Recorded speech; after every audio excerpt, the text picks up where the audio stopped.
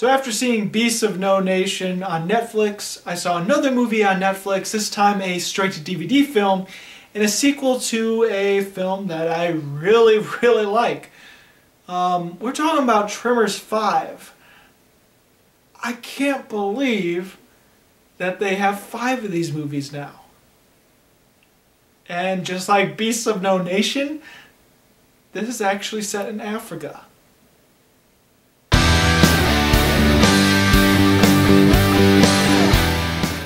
Before I get into this review, I really want to state that, okay, I love the first 2 Tremors movies.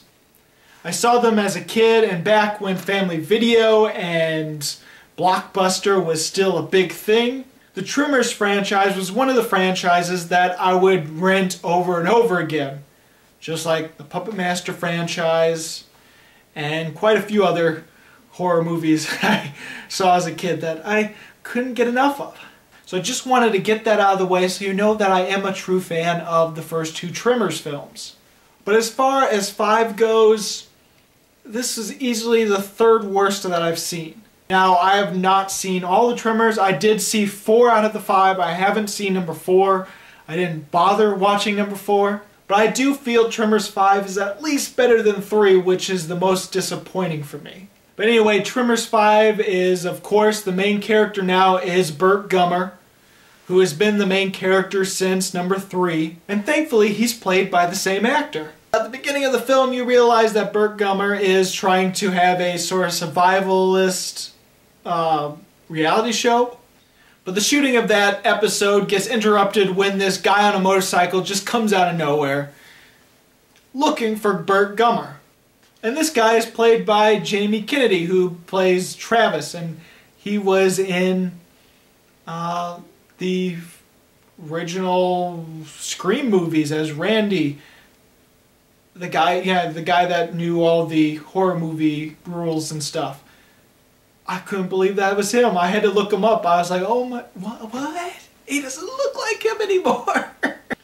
But anyway, also some other guy is searching for Burt Gummer, this guy from Africa. Well, it turns out that Africa has graboids as well. And now they want Burt Gummer's expertise in order to capture an ass blaster. Yes, if you haven't seen Tremors 3 and are wondering if I just said that correctly, yes, ass blaster. It's the name of one of the evolutions introduced in number 3. And so Tremors 5 becomes a whole new ball game when the graboids and the evolutions of the graboids are more intense, more lean, and more ferocious than the US counterparts. Yes, these are much more dangerous and much more fearsome looking creatures. First off, I have to say that Michael Gross still pulls off a really great Burt Gummer. Now obviously nothing in Tremors 5 when it comes to acting is groundbreaking, but nothing is really bad either, and so there's nothing really much to be said about the acting. Also, Tremors 5 has a really good look to it. It feels way better than any other straight-to-DVD film, but it has the same look as all the other Tremors movies before it. And so just the look of the film and the sets and the design and just the feel of the camera work feels perfect for the Tremors franchise. It feels cohesive and it brought some nostalgia.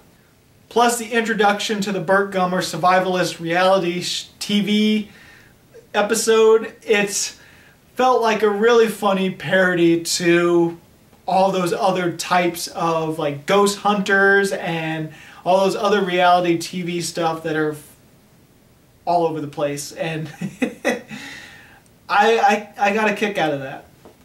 I also love the new design for the graboids and the ass blasters in Africa, because this gave them a, since they're in Africa and a different species of graboids, it gives them the unique opportunity to redesign them a little bit without taking away too much of what they look like. And I thought they did a pretty good job, and the CGI was pretty decent and nothing terrible. I honestly really love the design for the new ass blasters because they are a much more fearsome looking and far better creature design than the original Ass Blasters. They actually made it look scary. Just like the other ones, there's a lot of humor involved, and some of that humor really does pay off. Oftentimes the film is very self-aware, and it even makes fun of that self-awareness. But with that said, some of the humor really didn't pay off for me. There's one whole incident where Burt Gummer is trapped in a cage, and that was pretty much the worst part of Tremors 5 for me, and I just can the scene be over? Can the scene... Also, this is the kind of movie where you get information and you know right away that it's going to pay off to the ending of the film some way, somehow. Like it's blatantly obvious that this is going to be meaningful for the rest of the film. It pays homage to Jurassic Park in one scene. Yeah, you know the scene where the raptors are in the kitchen and the kids are hiding from the raptors and the raptors are chasing after them and stuff? They sort of have a little bit of a parody of that scene in Tremors 5, with the Ass Blasters being in the kitchen and this guy and girl being hiding. I think most of the first half or so is really handled well, but then it loses almost all momentum in the second half, or at least the last third of the movie.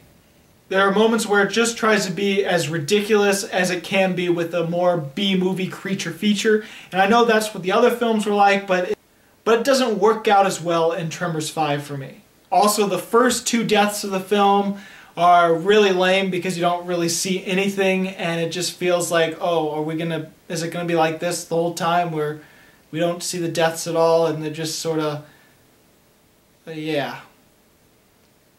Thankfully, it's not the case throughout the rest of the movie, but the first two deaths are just really disappointing and lame. I also noticed that in the film they used the same shot twice. Yeah, there's a scene where these archaeologists are digging up these bones, and they happen to be prehistoric bones of a gravoid or something like that. And so it zooms out and you get an overhead shot of the bones. Well, they use that shot twice. They do. They use it, the exact same shot twice. Same motion, same position, same everything. It's just that the second shot makes sure that they don't get any of the characters, because it would have been the two archaeologists that would have been in the shot for the second time, which would make no sense. In the end, guys, it's not a horribly awful movie. It's got some fun moments. It's got some pretty decent Tremors feel to it. And if you're a fan of the Tremors films, then you might actually like this a little bit more than me, maybe. Or at least you won't be completely disappointed, or it won't be completely harmful for you to see. Because in the end, I do like it more than Tremors 3, and Tremors 3 has been the most disappointing Tremors movie I've seen so far. But with that in mind, Tremors 5 is nowhere near as good as the first two films for me, and Tremors 5 gets 2 stars. So have you seen Tremors 5 Bloodlines? What did you think about it? Go ahead and comment. If you haven't, what is your favorite Tremors movie of all time? Mine's obviously number 1, with 2 being a very close second. And as always, this is Bruce Gifford, and this was just my opinion.